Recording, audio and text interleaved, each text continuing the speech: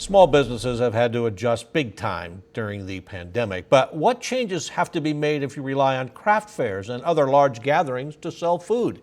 MTN's Andy Curtis has the sweet details on how one business is adapting in today's Rebound Report from Helena.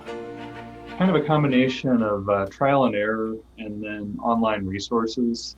Dan Norris is pretty good at figuring things out.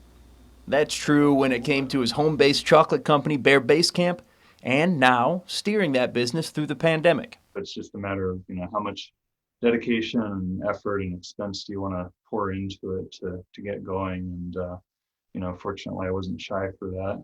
Operating part-time out of his Helena area home, Dan hit the usual snags at the start of the pandemic that businesses across the country saw, like cleaning supply shortages.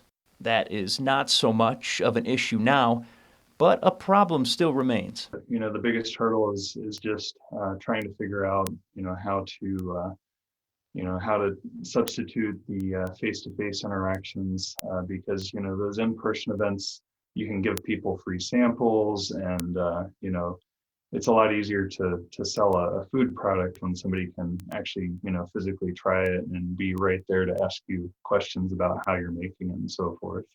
Now, because of the type of license that Dan has, he depends on in-person events like craft shows.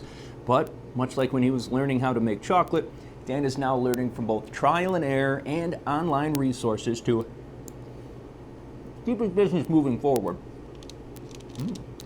So what I did is I shifted to an online order model, and so people can look at my website, see the products that I have, request something via email, and then I can just set up a time with them to drop it off at their house. And, I can either take pay online or in person, whatever works for them.